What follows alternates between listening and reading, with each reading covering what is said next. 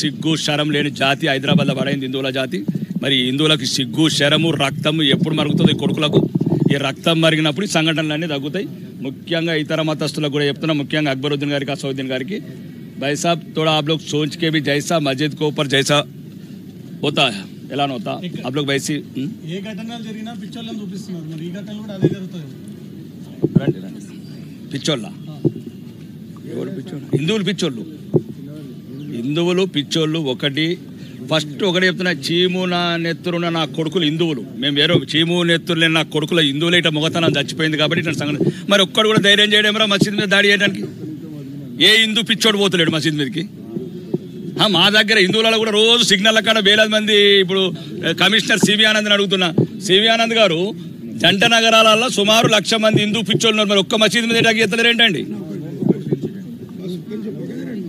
నేనేమంటున్నాను, హిందువులు ఇంతమంది 1,00,000 మంది ఉన్నారు పిచ్చోళ్ళు.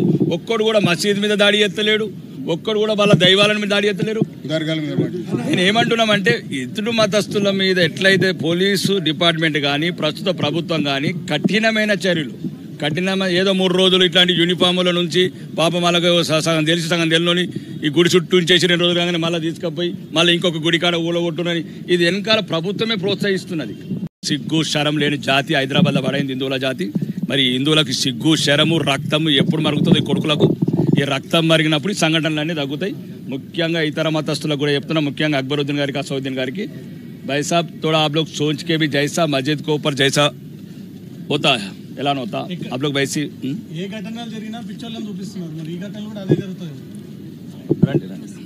పిచ్చోళ్ళ ఎవరు పిచ్చోళ్ళు? హిందువులు పిచ్చోళ్ళు. హిందువులు పిచ్చోళ్ళు. ఒకటి ఫస్ట్ ఒకటి చెప్తున్నా,